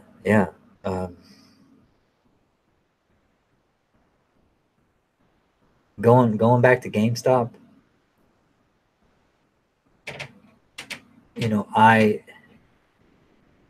I mean, yeah, I do have a fear that, I mean, I don't know if it's like the next 3 years, 5 years, 10 years, that if I'm still at GameStop, I mean, I may not be, I may not be.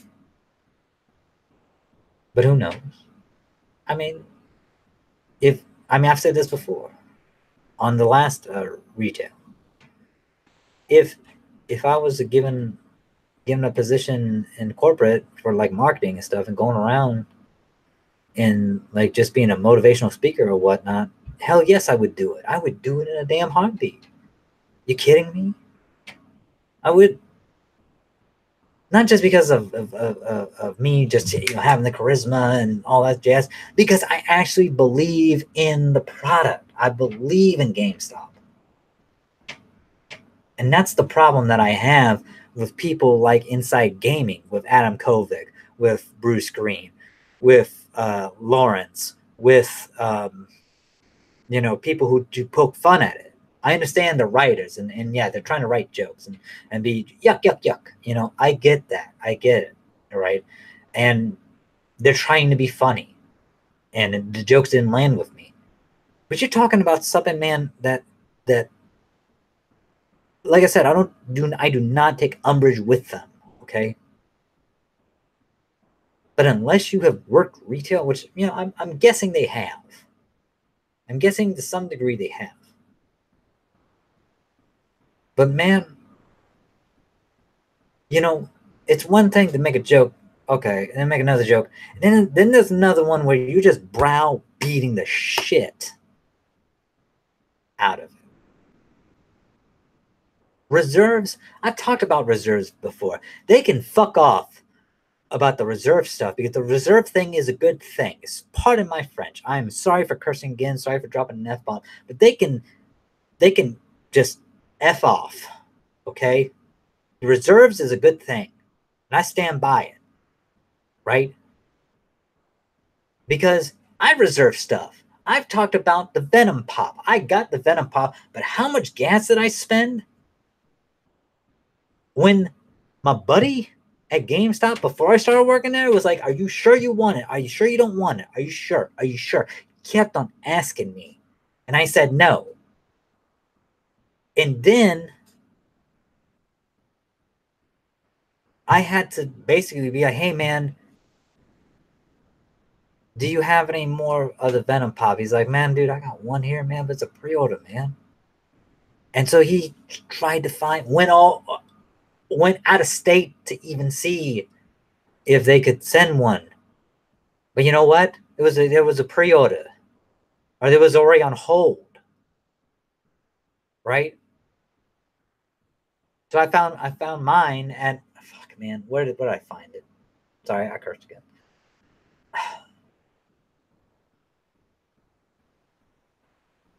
I can't not remember where I found the Venom at.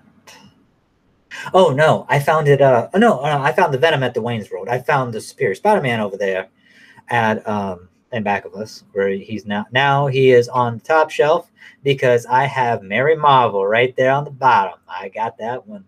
Yeah, got Mary Marvel, man. Shazam, Captain Marvel, Billy Batson. You young folk know Billy Batson is Shazam. I grew up with him. It's Captain Marvel, the real Captain Marvel. Before that Carol Danvers stuff or Marvel stuff. Billy Batson, man. Awesome. Look that shit up. But yeah. I got it at Dwayne's World. Dwayne had a couple. Dwayne had one. Had a few. Had a yeah. I think he had a couple. Yeah, I think he had like two. I found it there. I was just and yeah, that made my day. Made my day. Because when I went in there before, he never. And like I said, 45 minutes away. 30 to 45-minute drive from where I live, right? And then that's another 30 to 40. So that's an hour and a half spending in gas. Now, granted, like I went out there for other stuff. Yeah, but imagine, right? Imagine if I just went out there just for that one item. That would have been crazy. And I could have I could put $5 down and paid it off. But I didn't. And, but yeah. So yeah, that's where reserves come in good.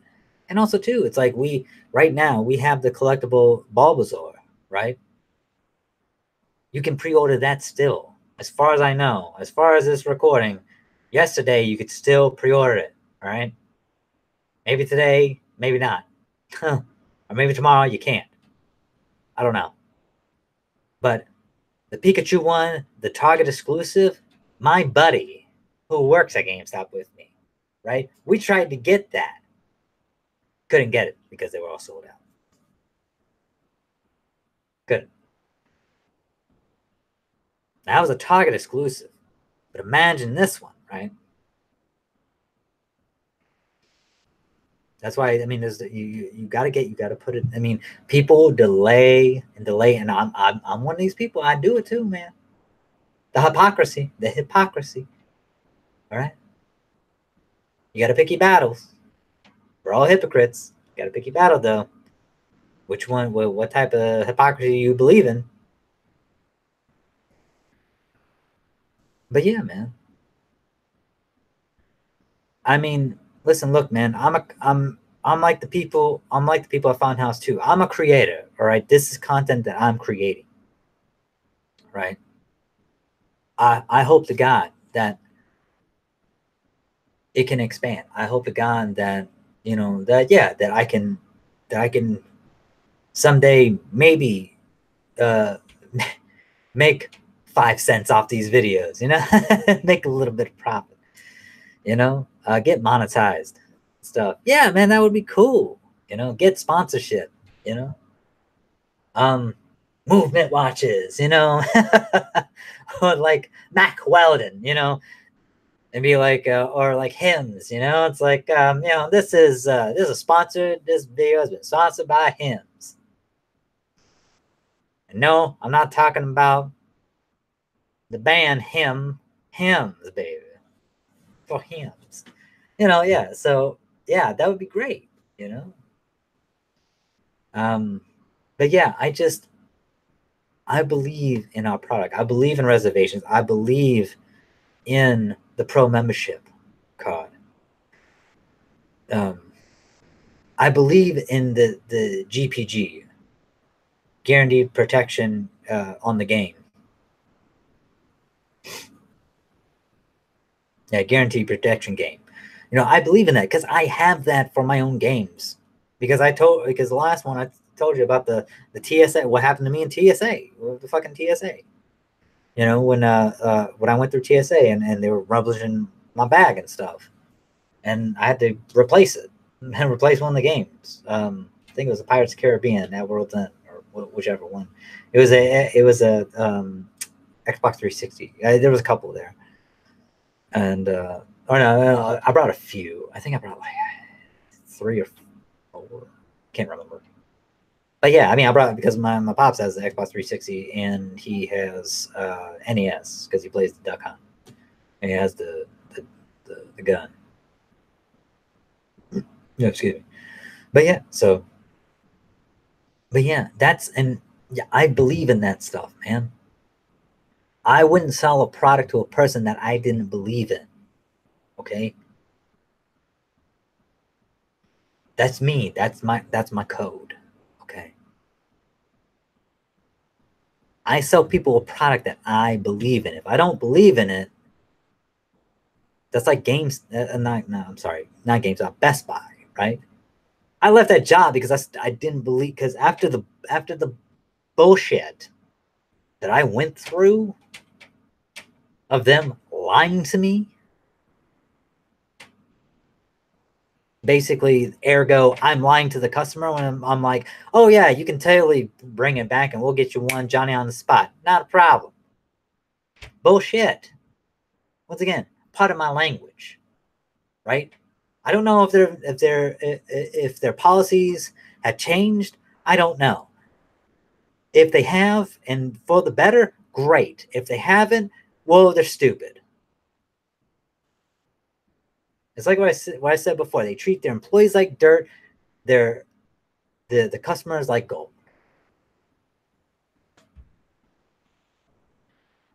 Whatever you can do to get a sale. That's pretty much fake it till you make it. That's their slogan, pretty much. And you can quote me on that. I really don't care. Best Buy, I'm talking about. That fake it till you make it. That's the Best Buy way. That's why Best Buy has such a high turnaround, man. Of people. ridiculous what the turnaround is for that store, for that company. How they're in business is because of simple fact is that people love going there, and I do too. I don't really care so much for the customer service or the people working there so much. But yeah, but I mean, they do have great deals. I mean, they're not the best of the buy. I will say that they're not. But I mean, they do have pretty good deals on certain things. I will say that. You know, they do. Not the greatest, but they do have pretty good deals. You know, when you can, and also too, sometimes I find like DVDs that I can't find anywhere, not even friggin' Walmart. You know, it's like Walmart, you can find like almost anything at Walmart. It's like I found Killing Gunther, the Arnold Schwarzenegger one where he's like a hitman and these people are doing a documentary. I found it for like $3.75 there. And when it came out, it was like $15, you know? Yeah. So it's like, I mean, that was very obscure and very title, but yeah. So yeah. But yeah. But yeah. So I will say this. Okay. I'm going to start trying to wind this down a bit. Because I think I've kind of gone over everything I want to. I may take about half a minute to reflect and contemplate. Is there anything else? I'm not having to make a retail amendum video. But yeah, I implore you, anyone who watches this video, and please like the video, share the video, subscribe to the channel. But take a look at the video that I told you now, and I'll tell you it one more time. It's Inside Gaming. GameStop is dying. Inside Gaming Daily. And you can tell that right now it's standing at 3,000 or 310,000 views. It was put up 2 days ago. And the thumbnail has a GameStop employee kind of with a long elongated neck. And it says, and the thumbnail says, "Don't give money to GameStop." It's really, that's very humorous because, like I said before, we have Funhouse commercials playing around the clock in our store. So I don't know if that's a breach of contract on their part or what, but that ain't cool, man. That ain't cool. But that's like I said, man.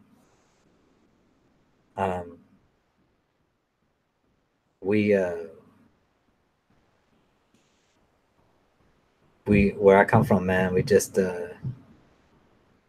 we just don't take kindly to that, man.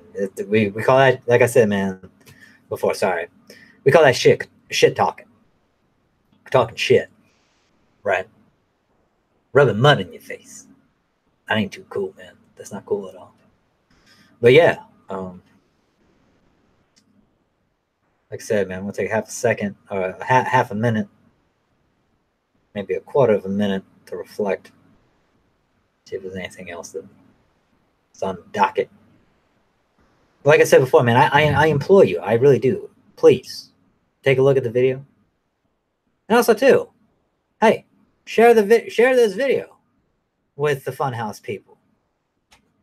Get their attention. Make them aware of this. I would love it if you did it. You know?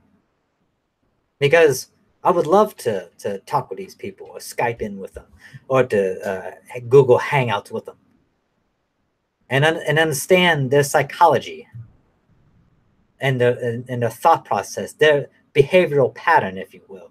Because not just criminal justice, I have also, I'm not just a criminal, I not only have a criminal justice degree, I also have, I've also studied psychology and sociology as well. So I had to study psychological theories and sociological theories as well. So So I do understand like the human condition. I do understand the human psyche and things of that nature, and that's why I'm very fascinated with this. Right, their thought pattern. Like, what made them think that this was funny? Where you're just chipping away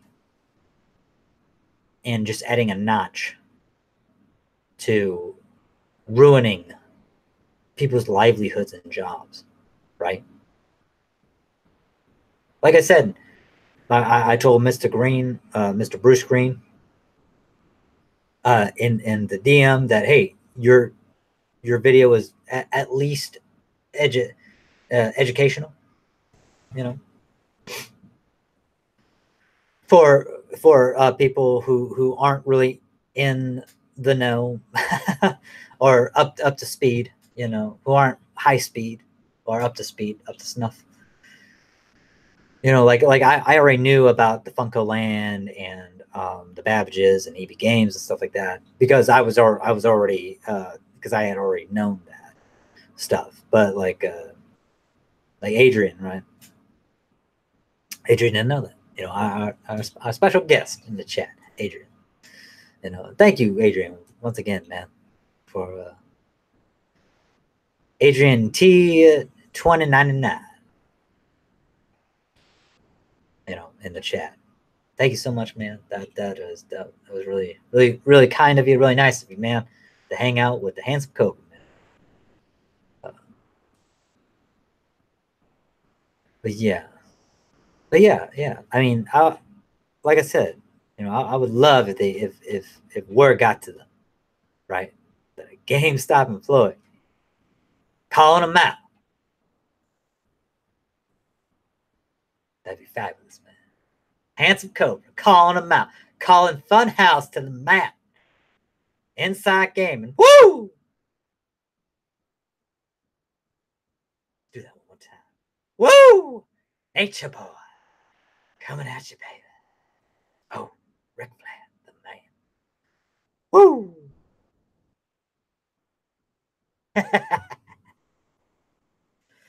All right. All right, I give it 15 seconds. Let me see this.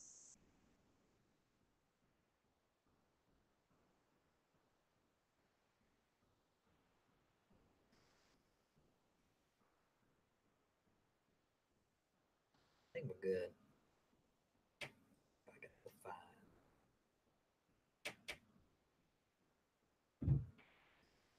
But yeah. I don't think there's anything else that I want to talk about. I covered Amazon and stuff like that. I covered going around locally, finding things instead of, you know, getting stuff on Amazon. But certain things, man, you just can't help it, man. But you got to pick and choose your battles, man. You got to pick and choose your battles. You know? So long you try to find it. I'm like this, man. So long you try to find it first, man. And unless if you like in our guest situation where it's like, yeah, man, you know, diapers and baby wipes, man, there's such a racket on that, man. They're so expensive. I mean, it's ungodly expensive, man. But that stuff. So I understand that. Those are exceptions to the rules, right? There's always exceptions to the rules, you know. There's always, that's why they're called exceptions. You know, certain things you just can't. There are certain things that you have to amend and be like, okay, all right, yeah, that's you know, certain goods and services you just have to amend, right? Just like with me, going on Amazon trying to find that, you know, the Immortal Iron Fist Volume 5 hardcover edition, right? So, but yeah, I talked about that. I talked about Amazon and stuff like that, the tax break and how Amazon is basically how Amazon and digital games are crippling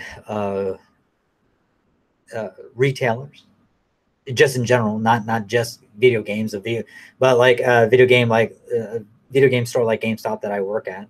It's crippling us, but just retailers in general. Um, and I talked about Inside Gaming Funhouse, aka Funhouse, and how uncool and, in my opinion, uncouth of them to just uh, just basically start talking shit about GameStop uh, and stuff like that. I don't like that. Um, but like I said, I mean, I'm still gonna watch the content. I still enjoy Dude Soup. I I like I said, I don't take any umbrage with them. Okay, I don't take any umbrage with them. Let me just make that clear. It saddens me that they did that. It saddens me, right? But I don't take any umbrage or offense. I don't, you know, uh, uh, jokes are subjective. I've said bad jokes before, you know. There are things. I'm into gallows humor, right? Because I was in the military, and we said a lot of gallows humor in the military, and I've said it on probably more than one uh, live stream. So yeah, but yeah, so there are things that I have said, you know, personality wise, handsome Cobra wise, you know, personality, Gregory Cabrana wise, that probably offend people. And my intention is not to offend people. Okay. That's never my intent, is to offend someone.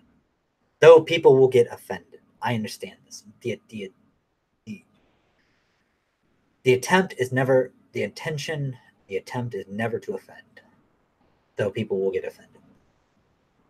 I try to make good content. I try to make content that I'm proud of. Okay. That's entertaining for hopefully everyone who watches. Okay. I try. I try. I really do. I do try. And that's all I can do.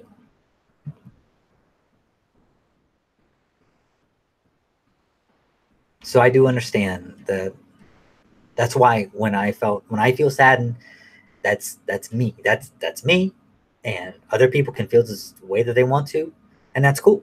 And I don't feel that's and I don't hate people or dislike people because the jokes landed with them and not with me. No, no, no, no, no, no, no, no, no, no, no, no. I'm glad they found humor in it. I just want them to be like, listen, look, though you found humor in it, it's just another notch, another crippling blow to the retail store that I work for. And just reflect on it. Just reflect on it for half a minute. Take half a minute and reflect on it. If you are in the same situation as I am, how would you feel? Just half a minute. And with that, so I'll wind down now because yeah, like I said, I mean I've said everything, and I'm just repeating myself, and I apologize for that. I really do. Uh, I just wanted to make sure that I said everything that I wanted to say instead of having to do like an amendum video and then stuff like that. So, but yeah, no, but hey, once again, everybody, thank you so much.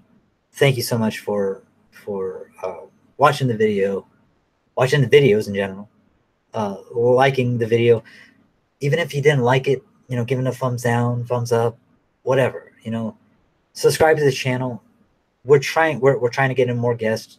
We're trying to spruce it up a bit. We're talking about doing a live stream at All Star Con. Um, there's certain, you know, it's just one of those things, you know. Um, but yeah, but just and yeah, like I said, like the video, subscribe to the channel, share the video, share it to Funhouse. You know, let's try to get eyes on this. You know, that would make my day. That you would. My birthday just passed not too long ago. That would be the best birthday present if Funhouse got eyes on this video. That would make my year. No shit. That would be awesome. That'd be the best birthday present I think I ever had in a fucking long time. Excuse me, my cursing, but that'd be great. All right, everybody. Um, love to all. God bless. And as always, aloha.